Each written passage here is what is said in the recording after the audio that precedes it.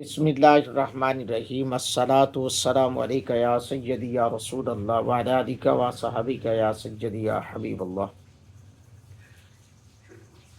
حضرات گرامی قدر، حنفی نماز تکبیر تحریمہ سے لے کر تعوذ تسمیہ سورۃ الفاتحہ اور اونچی آمین، اس کے بعد آج کا جو ٹاپک ہے وہ ہے، کیونکہ سورۃ الفاتحہ کے بعد آمین کے بعد سورت کے بعد رکوع ہے۔ بہت سارے لوگ ہیں جو اس بات سے ناواقف ہیں۔ میں چاہتا ہوں قبل از رکوع اور بعد از رکوع رفع الیدین کرنے کے بارے میں آپ تک گفتگو شیئر کروں۔ احناف اہل سنت کے نزدیک رکوع میں جاتے وقت اور رکوع سے اٹھتے وقت دونوں ہاتھ اٹھانا خلاف سنت اور ممنوع ہے، مگر غیر مقلدین ان دونوں وقت میں رفع الیدین کرتے ہیں اور بہت زور دیتے ہیں۔ آئیے سماعت فرمائیے۔ نماز میں رکوع میں جاتے اور رکوع سے اٹھتے وقت رفع الیدین کرنا مکروہ اور خلاف سنت ہے، جس پر بے شمار احادیث آپ کے سامنے رکھوں گا اور بے شمار احادیث موجود ہیں۔ ترمذی شریف کے اندر، ابو داؤد شریف کے اندر، نسائی شریف کے اندر ابن ابی شیبہ نے حضرت علقمہ سے روایت کی۔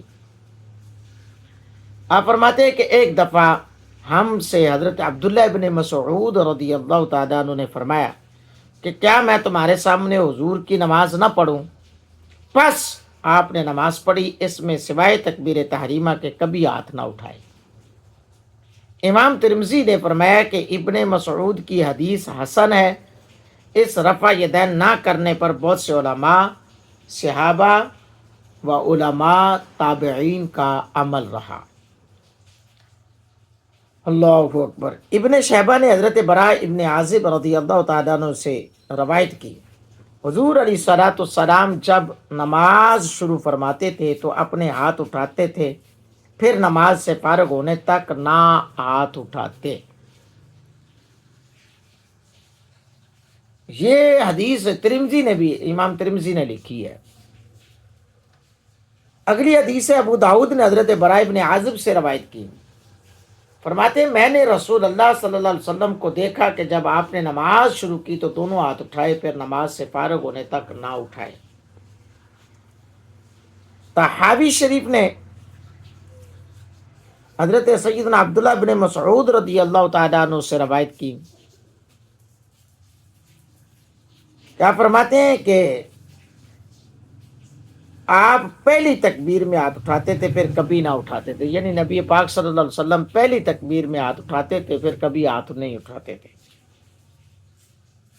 حضرات گرامی قدر، ان احادیث سے واضح طور پر یہ بات سمجھ آ رہی ہے اور پتہ چل رہی ہے کہ نماز میں رفع الیدین بعد از رکوع قبل از رکوع کرنا منع ہے۔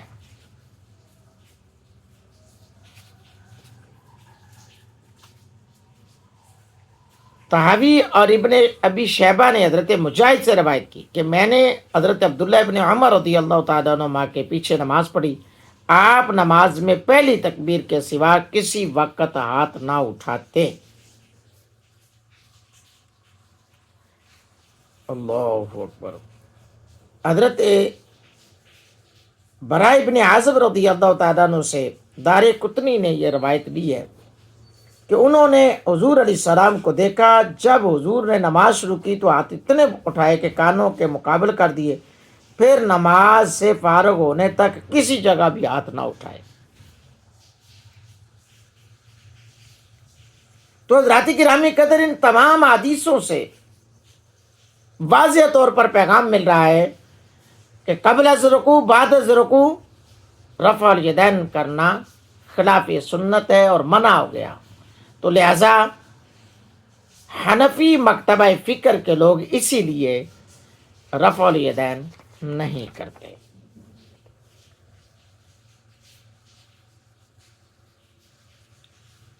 حضرات گرامی قدر، نبی محتشم امام الانبیاء علیہ الصلوۃ والسلام کے غلاموں،